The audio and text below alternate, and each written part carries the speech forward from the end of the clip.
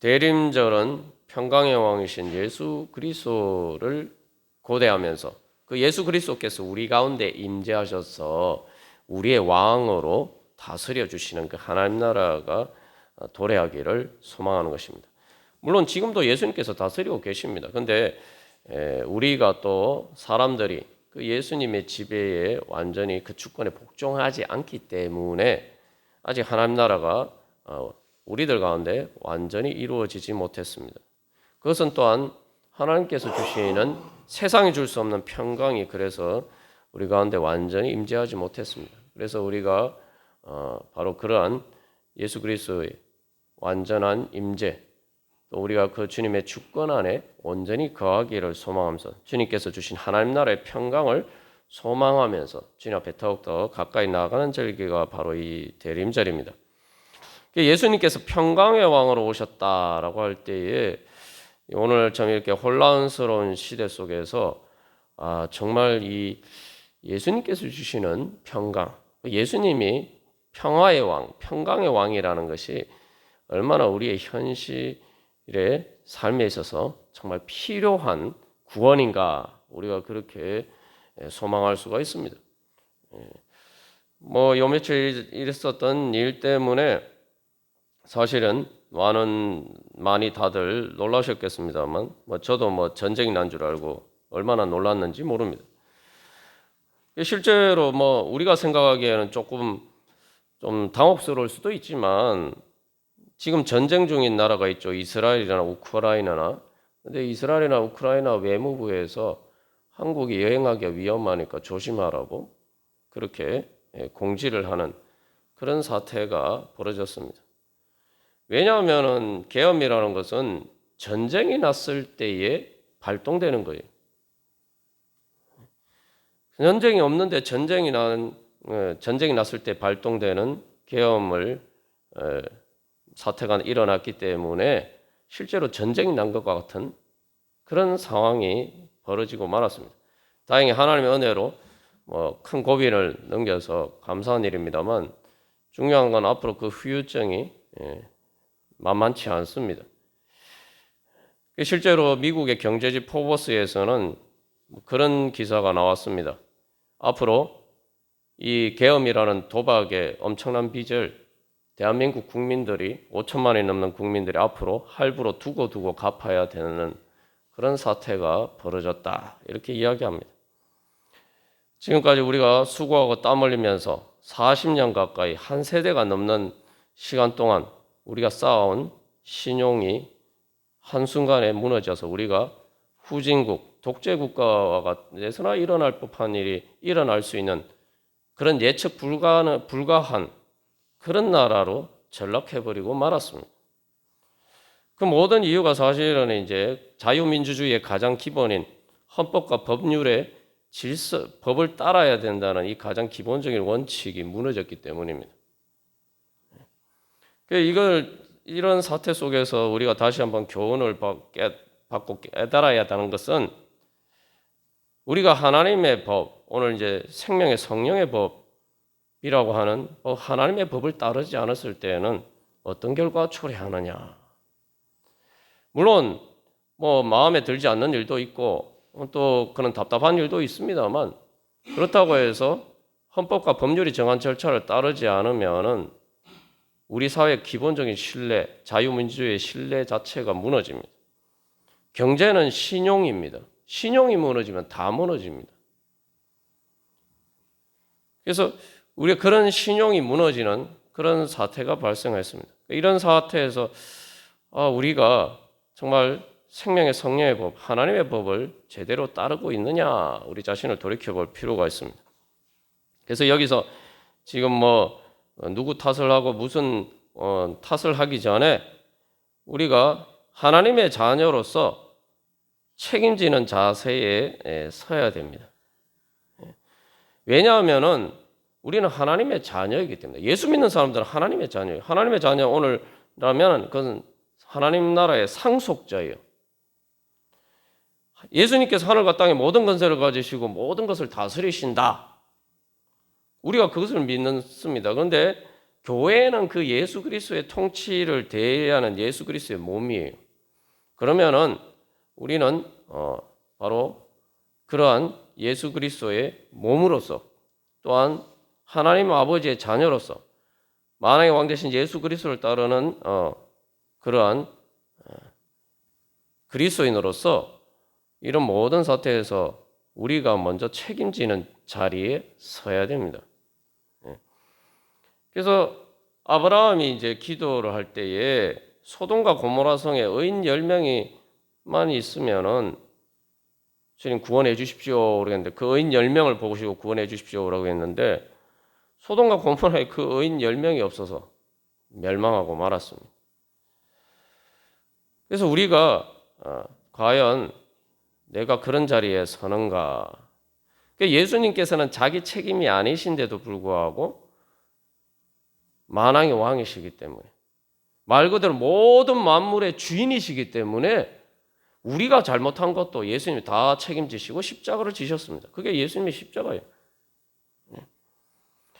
저도 이번 이런 일을 겪으면서 내가 참 이 나라와 민족을 위해서 제대로 기도하지 못했구나 또 회개하면서 그런 시간들을 또 가지고 깨어서 기도하려고 합니다.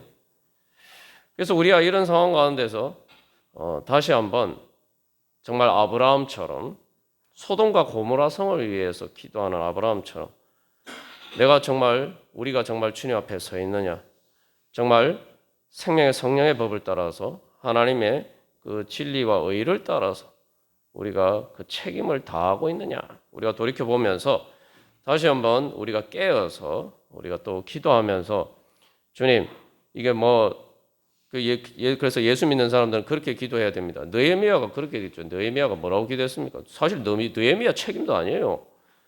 사실 자기 조상들이 잘못한 것인데 느헤미야가 기도할 때에 우리가 범죄했습니다라고 이야기합니다. 그게 느헤미야가 진짜 죄를 지어서 그렇다기보다 중요한 것은 책임지는 거죠. 주님께서는 바로 그렇게 책임지는, 실제로 엄밀하게 따지면 그 사람의 잘못이 아니라고도 할 수 있지만 그러나 그렇게 책임지는 그러한 하나님의 사람들을 통해서 하나님께서는 모든 것이 합력하여 선을 이룰 수 있도록 역사하십니다. 우리가 이럴 때일수록 더 특별히 내가 정말 하나님 아버지의 자녀라면은 정말 예수님이 모든 것의 주인 되심을 믿는다면 바로 주인 되신 그 예수님께서 모든 책임을 지신 것처럼 우리도 그런 책임지는 자세로 주님 우리가 범죄했습니다. 주여 불쌍히 여기사 주여 고쳐주시고 주님 그래서 모든 것이 합력하여 선을 이룰 수 있도록 주여 역사하여 주시옵소서. 우리가 그렇게 주님 앞에 나아가고 깨어서 우리가 그렇게 또한 주님의 무엇보다도 주님의 법을 따르고자 한다면은 주님께서 우리를 도와주시고 또 우리를 통해서 역사해 주실 줄 믿습니다.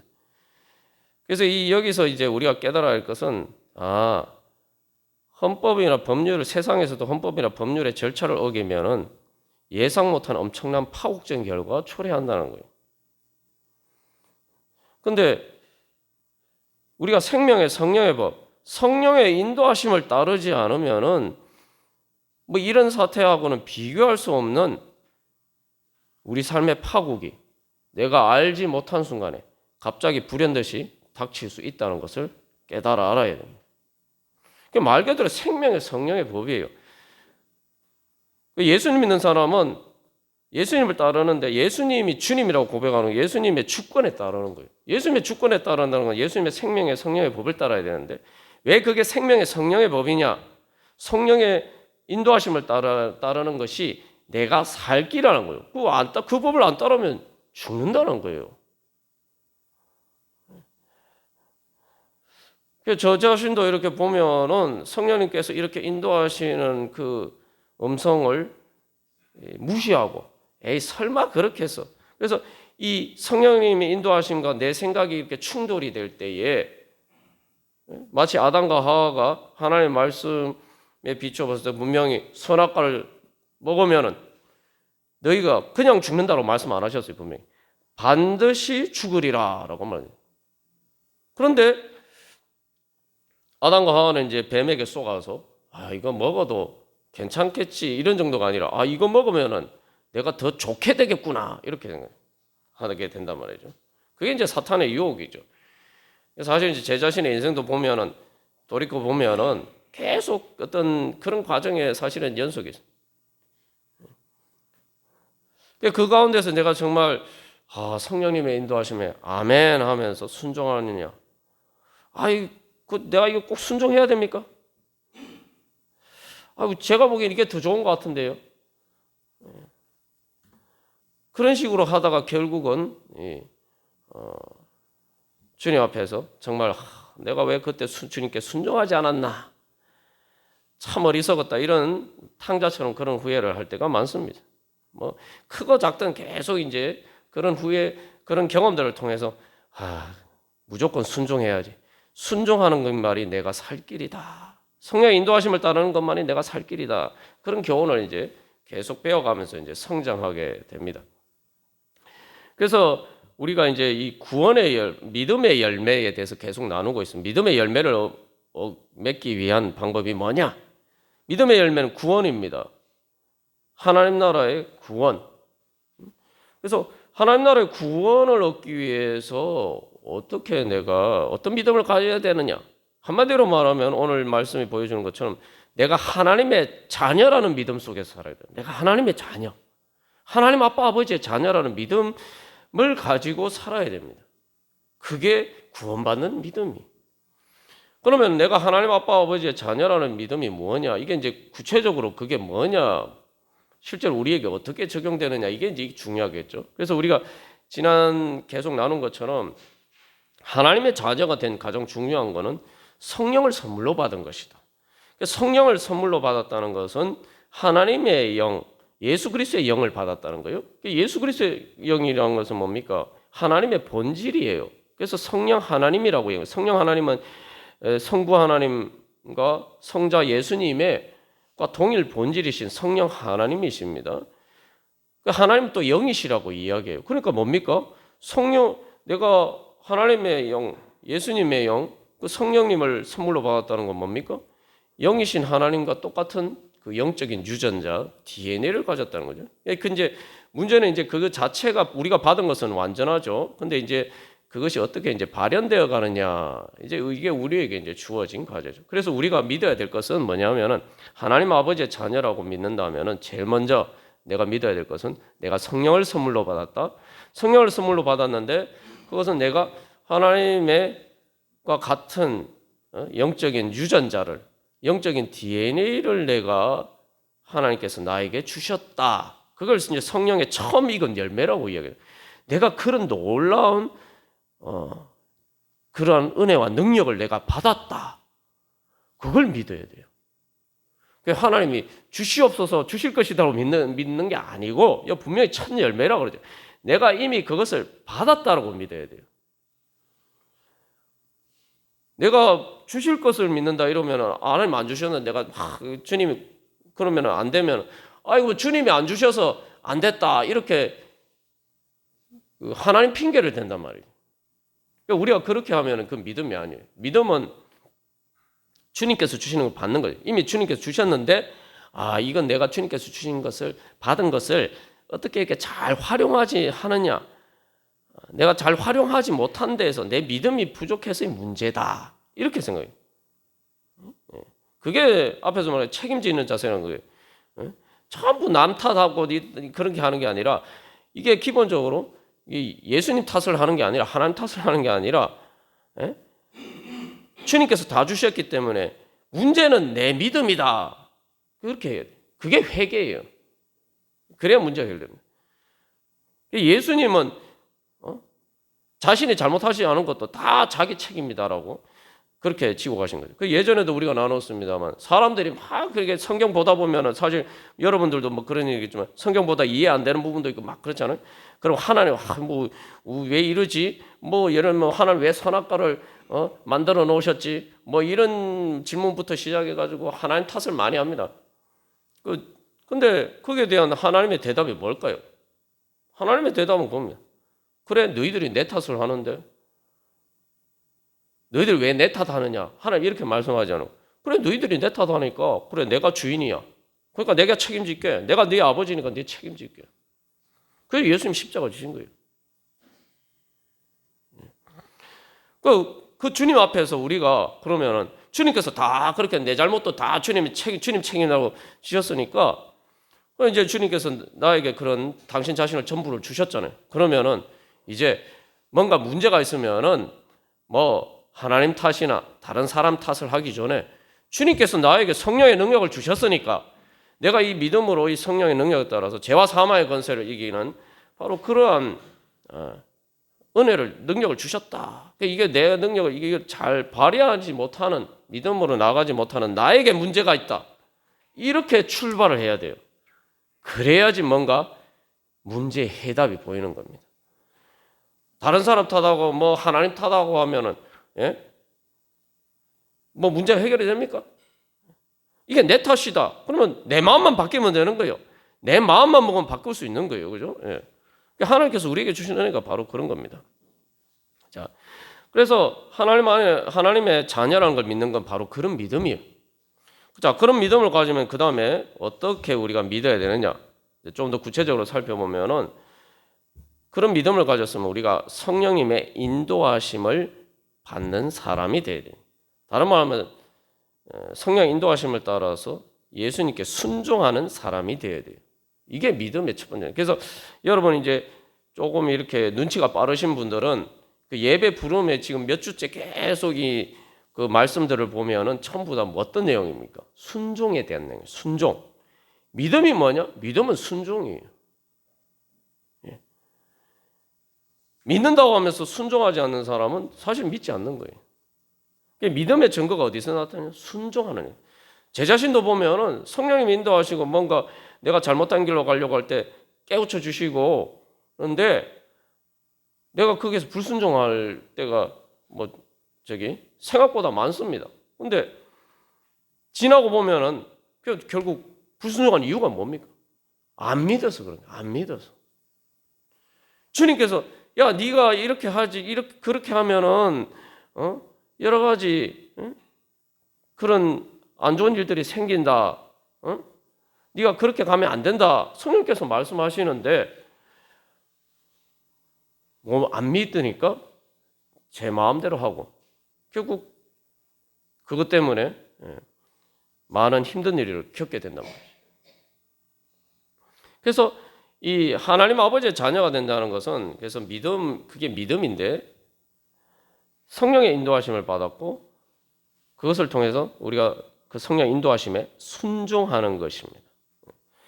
이게 이제 뭐냐면은 영적인 DNA의 지배를 받는 거예요. 여러분 우리 몸을 보면은 우리의 몸은 철저하게 우리의 부모님으로 부물려 받은 DNA의 지배를 받습니다. 그래서 이 사실은 유전자가 무서운 게 유전자는 우리가 알게 모르게 우리를 지배해요. 뭐 몸의 건강부터 해서 우리의 생각이나 사고방식이나 습관까지 해서 지배합니다. 그러니까 이제 우리가 성령님의 영적인 DNA의 지배를 받아야 돼요. 그 영적인 DNA의 가장 본질적인 속성이 뭐냐? 그러니까 성령의 인도하심을 받는 거예요. 영적인 DNA가 뭐냐? 성령의 유전자가 뭐냐? 성령의 인도하심을 받는 것입니다. 그래서 이 자녀에 대해서 이야기할 때 오늘 그래서 로마서 8장 15절에서는 양자 아들됨이라는 의미예요. 그런데 16절에서는 우리가 지난번에 나눈 것처럼 하나님의 자녀인 것을 성령님께서 정언하신다고 그랬죠. 내가 하나님의 자녀라는 겁니다. 근데 여기 자녀라는 말은 그냥 자녀라는 말도 쓰이고 아이들을 가리킬 때도 쓰입니다. 그 예수님이 여러분 성경 읽다 보시면 예수님이 제자들 보고 애들아 이렇게 부르시는데 그 애들이라고 하는 게 똑같은 여기 단어예요. 그래서 내가 하나님 아버지가 하나님이 내 아버지인데 우리가 거기에서 나는 하나님 아버지의 자녀라고 믿을 때는 나는 어린아이와 같다라는 것을 믿어야 돼요. 어린 자녀라고 믿어야 되는 거예요. 하나님 아버지의 자녀긴 한데 난 다 큰 자식이다 이렇게 믿으면 안 돼요.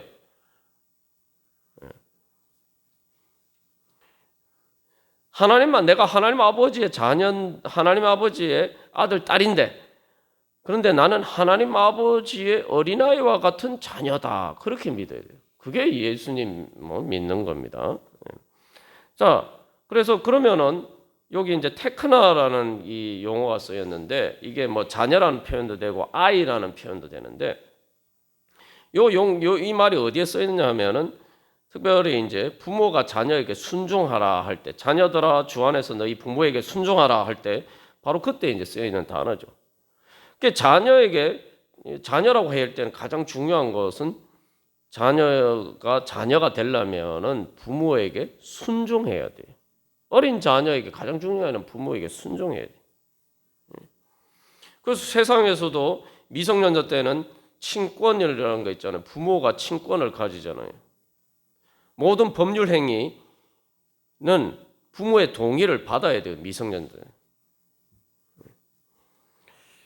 그게 친권입니다. 그러니까 우리가 이제 하나님 아버지 어린 자녀이기 때문에 하나님 아버지께 순종하는 자녀가 되어야 돼요. 그래서 성령을 일으킬 때 순종의 영이에요. 순종의 영. 그러면 여기서 그럼 하나님의 자녀가 아닌 사람들은 어떤 문제가 있느냐? 우리가 예전에 에베소서 2장 1절 2절 말씀 나눴습니다. 에베소서 2장 2절에서는 불순종의 아들들 가운데서 역사하는 영이라. 그러니까 우리가 예수를 믿기 전에는 예수님의 영인 순종의 영을 따르지 않고, 하나님 아버지께 순종하는 영을 따르지 않고, 하나님 아버지께 순종하게 만드는 성령님의 인도하심을 따르지 않고 불순종의 아들들로 살았다는 거죠. 불순종의 아들들. 이게 뭐냐? 왜 불순종하느냐? 불순종의 아들들 가운데서 역사하는 영이 있다는 거예요. 불순종의 영이요. 그 불순종의 영이 뭐냐? 에베소서 2장 2절에서는 공중의 권세 잡은 자, 사탄이라는 거예요. 그러한 영의 지배를 받으니까 하나님께 불순종한단 말이죠. 다시 말하면 대신에 공중의 권세 잡은 자에게 순종하는 거죠. 이게 아담과 하와의 문제가 보면은 그게 있어요.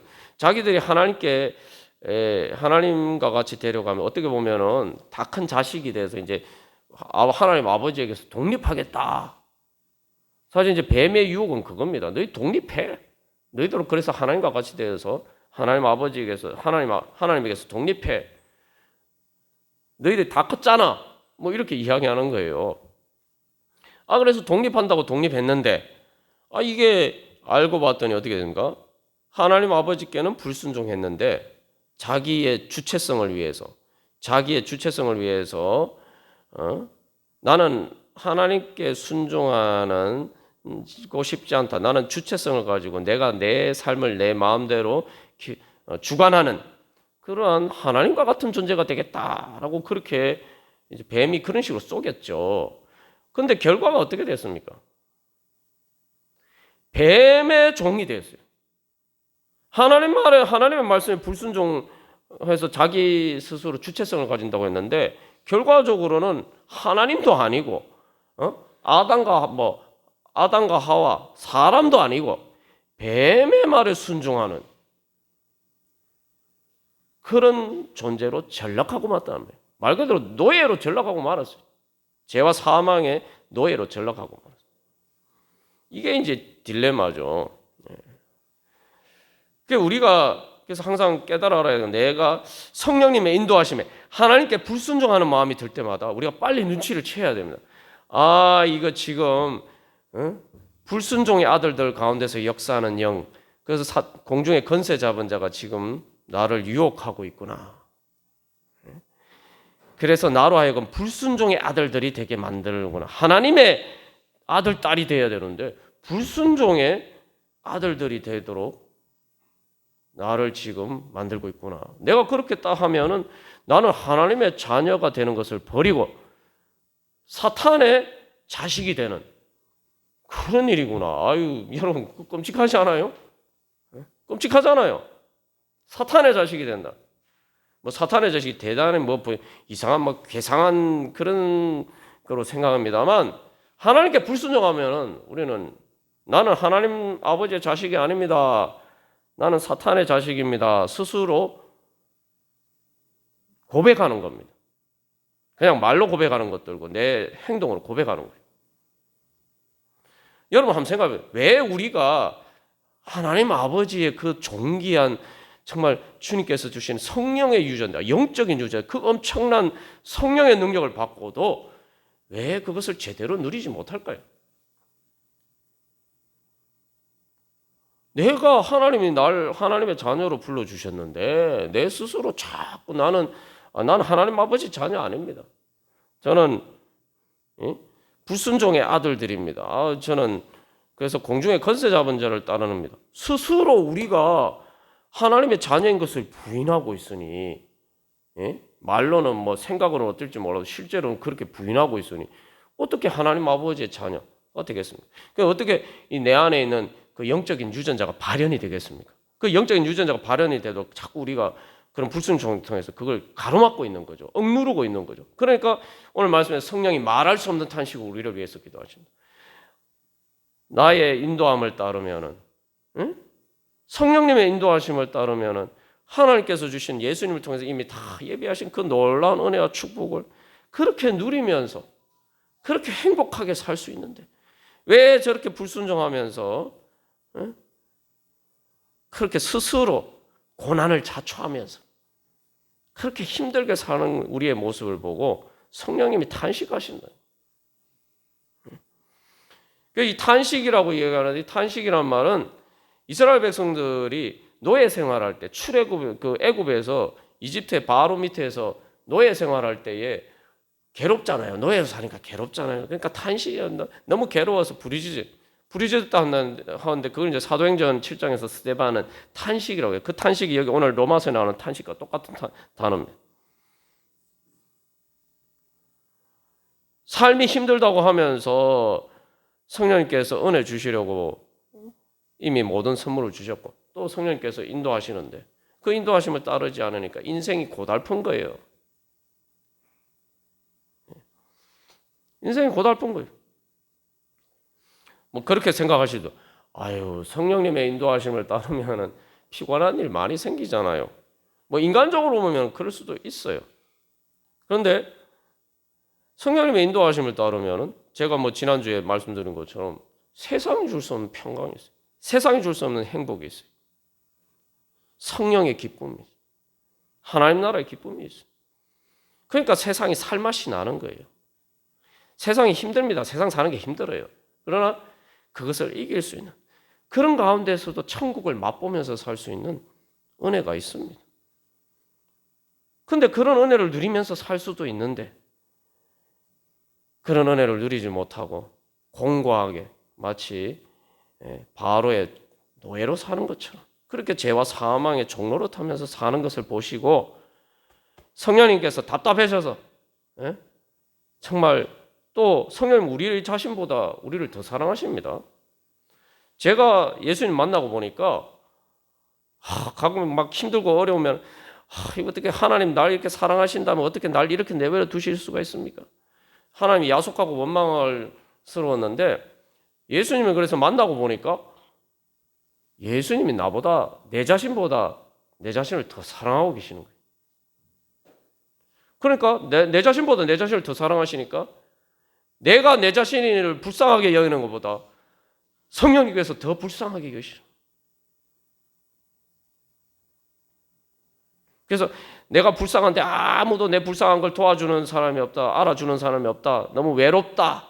막 이런 마음 가운데 절망에 빠져들어갈 때 예수님을 만났더니 예수님이 내가 내 자신을 불쌍하다고 생각하는 것보다 주님께서 나를 더 불쌍하게 보신다. 그러니까 마음의 위로가 그게 주님께서 우리를 치유해 주시는 겁니다. 주님께서 나를 그렇게 내 자신보다 더 불쌍하게 해주시고 그러니까 그게 진짜 마음의 위로가 돼요. 그리고 치유가 돼요.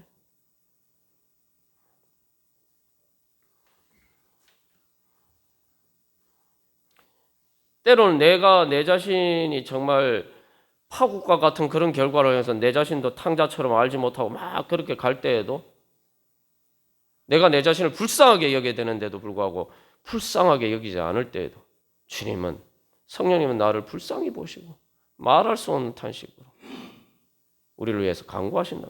그러니까 우리가 사실은 아유 내가 이렇게 해서 되냐 하고 주님 앞에 탄식하면서 기도해야 되는데 내가 내 자신을 위해서도 기도하지 않는 이게 중요한 거예요. 내가 내 자신을 위해서도 기도하지 않아요. 내가 내 자신을 위해서 기도하죠. 그래서 성령님이 말할 수 없는 탄식으로 우리를 위해서 기도하시는 거예요. 그래서 우리가 깨달아 알아야 되는 거는 예수님의 영을 받았다. 예수님의 영을 받으면 어떻게 되느냐. 오늘 우리가 예배 부르면 히브리서 5장 8절 9절 말씀으로 우리를 부르셨습니다만 예수님은 하나님의 아들이시면서도 받으신 고난으로 순종을 배워서 온전하게 되셨어요. 그래서 빌립보서 2장에서는 예수님은 하나님께 복종하시는데 죽기까지 복종하셨다. 성령님의 인도하심을 따라서 죽기까지 복종하셨다. 하나님 아버지의 자녀가 된다는 것은 예수님의 영을 받았으면 예수님처럼 절대적으로 하나님께 복종해야 돼요. 하나님의 아들이신 하나님의 아들은 성자 예수님은 진짜 하나님과 동일하신 분이 동등하신 분이 그런데도 성부 하나님의 뜻을 따라서 성령 하나님의 뜻을 따라서 거기에 철저하게 복종을 절대적으로 복종을 죽기까지 복종하셨어요. 그게 예수님의 영입니다. 그래서 제가 예수님을 만나고 난 다음에 회개하고 바로 그 자리에서 주님 앞에 완전히 대자로 엎드려서 회개했어요. 그냥 무릎 꿇는 정도가 아니라 완전 대자로 바닥에 엎드렸어요. 천주교에서 이게 사제들이 서품 받을 때 바닥에 완전히 대자로 엎드리잖아요. 그것처럼 완전히 바닥에 대자로 엎드렸어요. 왜냐하면 주님의 사랑을 알지 못하고 불순종했던 내 자신이 너무 부끄러워서 그냥 무릎 꿇는 것만으로는 이 마음이 표현이 안 되는 거예요. 회개하는 마음이. 그래서 내가 주님 앞에 진짜 완전 대자로 완전히 엎드려야겠구나. 주님이 나를 이렇게 사랑하시는데 왜 주님의 사랑을 인도하심을 내가 거부하면서 불순종했던가. 예수님의 영을 성령 충만은 바로 그것입니다. 절대적인 순종이.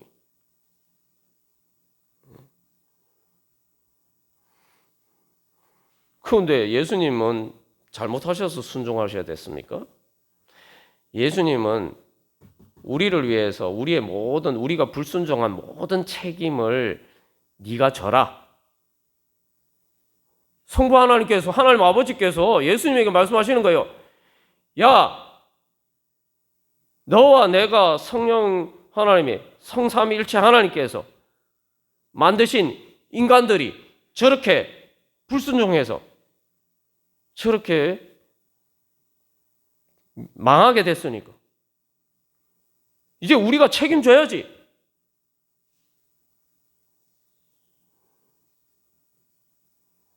우리가 하나님이니까 우리가 책임져야 되지 않겠냐? 하나님 아버지께서 내가 책임져야지. 내 자식들이 내가 창조한 하나님의 형상으로 창조한 인간들이 내 자식들인데 다 내 자식인데 잘못했으니까 아버지가 책임져야지.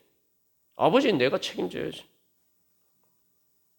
여러분, 요즘 촉법소년 자꾸 그런 얘기를 하는데 여러분 그런 거 말이 안 되는 얘기고 형법적으로 처벌 안 받지만 민사적으로 다 손해배상해야 됩니다. 사람들이 형사적인 문제만 생각하니까 촉법소니까 아무 처벌 안 받는다 생각하지만 피해를 끼쳤으면 민사적으로 다 배상해야 돼요. 근데 누가 배상합니까? 애들이 배상합니까? 애들이 잘못하면은 부모가 다 배상해야 돼요. 왜냐하면 부모가 친권자이기 때문에.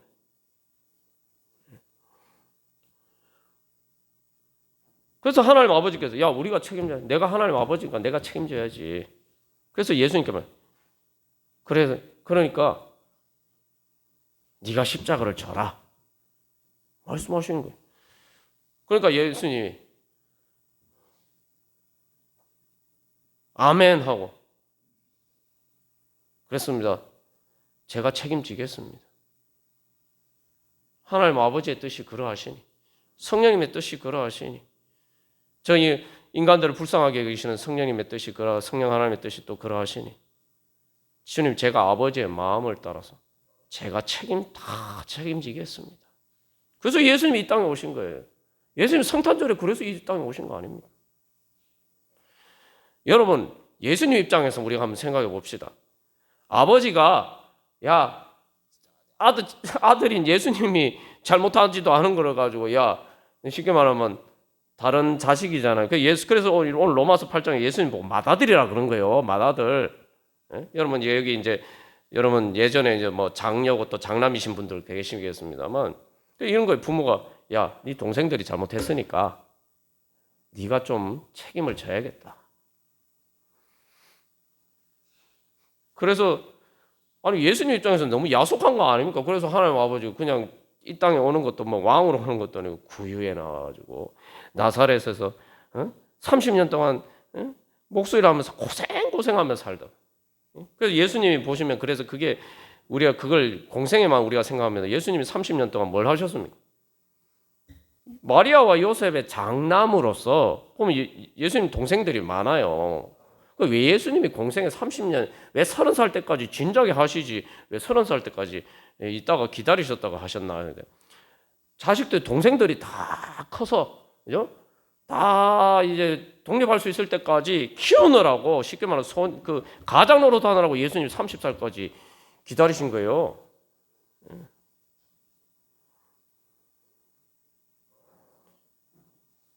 그리고 또한 십자가를 통해서 다 지셨어요. 그래서 오늘 여기 예수님 맏아들이라고 그러죠. 맏아들. 예수님은 우리를 동생처럼 생각하시고 주님 제가 맏아들이니까 주님 하나님 아버지의 독생자 제가 맏아들처럼 장남이니까 우리 동생 같은 우리 사랑하는 우리 사람들을 위해서 제가 책임지겠습니다. 그래서 예수님 십자가 지셨어요. 여러분 우리가 그 주님 앞에 서서 그 주님께서 우리에게 말씀하시는데 그렇게 우리 때문에 죽기까지 복종하신 예수님께서 성령님을 통해서 우리에게 말씀하시는데 우리가 그 주님께 불순종하면 어떻게 주님의 은혜를 받겠습니까? 어떻게 주님의 은혜를 받는 건 간단해요. 예수님이 자기 목숨까지 아끼지 않고 우리를 위해서 주신 그 은혜를 받는 비결은 간단합니다. 주님께서 나를 위해서 그렇게 순종하셨는데 그 주님께서 나에게 말씀하시는 말씀을 내가 어떻게 순종 안 할 수가 있나?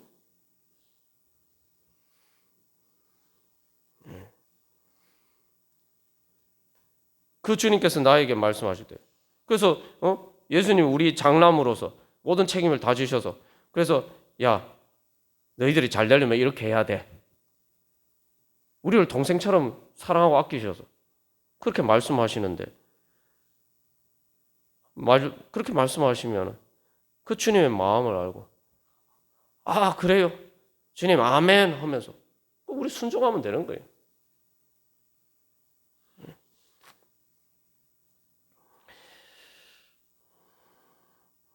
그 예수님께서는 전부 다 그렇게 성경 말씀에서 예수님 전부 다 우리의 유익을 위해서 그렇게 다 하셨는데 그렇게 우리에게 말씀하시는 주님의 성령님의 음성에 우리가 순종하면 되는 겁니다. 그래서 이 대림절 우리가 성탄절을 기다리는데 성탄절에 정말 우리가 기뻐하는데 그럼 예수님은 안 기뻐하셨을까요? 하나님이 야 너 저 책임지고 너 저기 하늘 제일 영광의 자리에서 저 구유의 첫 낮은 자리에 그리고 나사렛 목수로서 그렇게 네 고생하면서 살아. 그리고 그렇게 십자가 지고 고생하다가 제일 극단적인 고통을 겪고 너 죽어. 이렇게 말씀하시는데 예수님은 어떻게 하셨을까요? 그냥 순종하셨을 뿐만 아니라 기쁘게 순종하셨어요. 그래서 성탄절에 찬양하잖아요. 하늘에서는 영광이요. 예수님은 그걸 영광스럽게 생각하시고, 왜냐하면 우리를 사랑하시니까 우리를 위해서 고통당하시더라도 우리와 함께 하시는 것이 예수님은 영광으로 여기셨다. 그래서 우리가 예수님 성탄절에 예수님 때문에 기뻐하는데 예수님이 우리보다 더 기뻐하세요. 우리를 찾아서 이 땅에 구유에 오신 것, 우리를 위해서 십자가를 지신 것을 주님은 기뻐하시면서 순종하셨습니다. 우리를 사랑하시기 때문에. 우리가 성령의 인도하심을 받는 것은 바로 그 주님의 사랑의 음성에 순종하는 것입니다. 우리가 다시 한번 이 땅에 오신 그 예수님을 통해서 나타난 하나님 아버지의 마음을 바라보고 우리가 순종하는 그러한 은혜의 자리에 서기를 간절히 소망합니다. 우리 이 시간 주보 3면의 기도문 따라서 교독하고 우리 같이 기도하겠습니다. 1번 제가 먼저 읽겠습니다. 하나님의 자녀로 거듭난 영적인 자아로 성령의 인도하심에 따라 살게 하소서.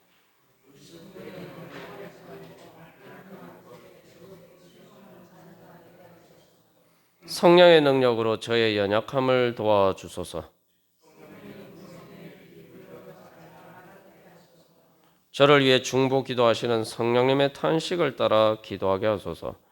영적으로 성장하여 성화되고 영화되어 하나님 나라를 상속하게 하소서. 아멘. 우리 이 시간 하나님 아빠 아버지 부르면서 우리가 하나님 아버지께 순종하지 못한 부분들을 회개하면서 주님 이제 제가 주님께 순종하는 주님의 아들 딸이 되기를 소망합니다. 우리 그렇게 기도하겠습니다. 우리 손을 두고 하나님 아빠 아버지 크게 부르짖으시고 우리 함께 기도. 하나님 아빠 아버지